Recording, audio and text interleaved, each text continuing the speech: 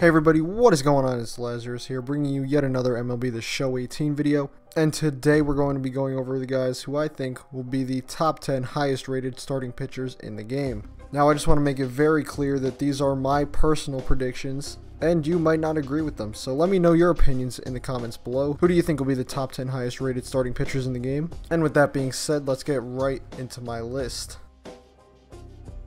Of course, at the top of our list, we have the best pitcher in baseball, future Hall of Famer Clayton Kershaw, who is obviously going to be a 99 overall. I mean, there's really not much for me to say about Kershaw, other than the fact that he is just far beyond everybody else. We're at the point where everybody just accepts that he's the best pitcher in the league, and there really is no debate about it.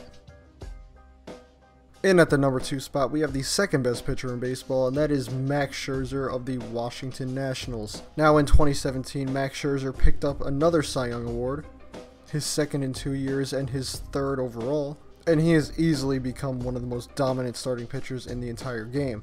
He's also probably one of the best free agent pitcher signings, well, ever, because he's actually lived up to his contract. In his 2017 season, he went 16-6 with a 2.51 ERA. He had an ERA plus of 177, a FIP of 2.9, and a WHIP of about 0.9. Also, according to Baseball Reference, he put up a WAR of 7.3, and it's hard to pitch much better than that. I think Scherzer will be around a 97 overall, maybe even a 98, because he's really become that good. At number 3, we have Indian starting pitcher Corey Kluber, who in 2017 picked up another Cy Young Award and essentially solidified his status as the best pitcher in the American League. In 2017, Kluber went 18-4 with an ERA of 2.25, an ERA plus of 2.02, a FIP of 2.50, and a WHIP of .869. Now, all across the board, he has just been an absolutely ridiculous pitcher, and I think his overall will be somewhere around a 96 or a 97. In at number 4, we have Red Sox ace Chris Sale, who was the American League Cy Young runner-up, and he did put together another solid campaign in 2017. He went 17-8 with a 2.90 ERA, struck out 308 batters, had a FIP of 2.45, and according to Baseball Reference, compiled a WAR of 6.1. Now, this is all the more impressive considering he did it in the American League East, which is one of the most offensive-heavy divisions in baseball. Chris Sale is a really special talent, and if he can stay healthy, then he's going to be good for a very long time. I do think his slight second-half decline will hurt his overall just a little bit, so I definitely think he'll start the season at about a 95, but that's not too bad. In at number 5, we have another national starting pitcher, and that is Stephen Strasburg, who has really solidified himself as one of the better starters in all of baseball. In 2017, he had his breakout campaign. He went 15-4 with a 2.52 ERA, over 200 strikeouts, an ERA plus of 176, a FIP of 2.72, and a WAR of 6.7. Now, the issue with Strasburg has never been talent, it's always been staying healthy on the field. And he's been able to do that pretty well for the past few years, and his performance has just gone up. So I have no reason to believe that his performance will not continue to go up, because the amount of talent he has is incredible. And I think that'll be reflected in his overall, which will be about a 95. In at number 6, we have Diamondbacks ace Zack Greinke, and here's a fun fact. Did you know that Zack Greinke's real first name is actually Donald? That is not a joke, look it up.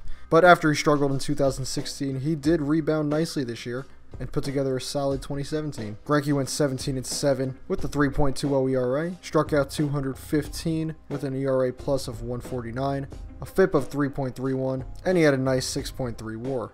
Now he's starting to get up there in age a little bit, but he's only 2 years removed from one of the best seasons ever by a starting pitcher.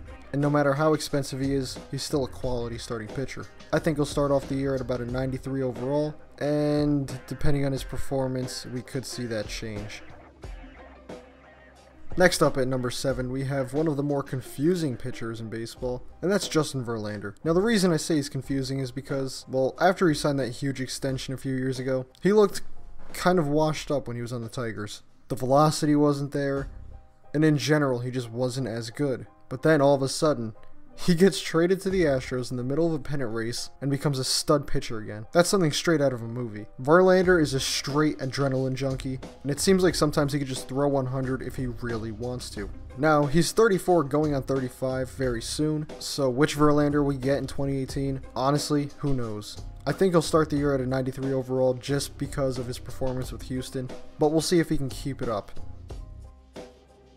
In at number 8, we have Giants starting pitcher Madison Bumgarner, who might just be the most clutch pitcher to ever grace this earth. Everybody knows him for his playoff success, but he's pretty good in the regular season too. If it wasn't for a very stupid ATV accident last year, he would have had yet another dominant season. He obviously has a really good resume of past success, so I'm sure he's going to be money again in 2018. I think he'll start the year at a 92 overall, and if he can stay healthy and perform, that'll probably go up. In at number 9, we have another really good young starting pitcher, and that is Noah Syndergaard, Thor himself, who is one of the best young pitchers in all of baseball. When he's on the field, he constantly performs. However, like many of the other starting pitchers on this list, his biggest problem is health. Last offseason, Syndergaard thought it'd be a good idea to put on 17 pounds of muscle, which he didn't really need, and all that led to a lat injury that basically ended his season. So maybe the Mets coaches and training staff should try to tell him not to do that so he could stay on the field. But when he actually is healthy, he's absolutely lights out, and he's a can't miss talent. Please don't screw up his career, Mets. I think he'll start the year at a 91 overall, and if he could stay on the field, that'll definitely go up. In at number 10, the final spot on the list, we have a pitcher who I feel like is just underappreciated in general, and he had his breakout season in 2017, that is James Paxton of the Seattle Mariners. I feel like Paxton has dethroned King Felix as the best pitcher on Seattle, and he's really taken into a role of his own.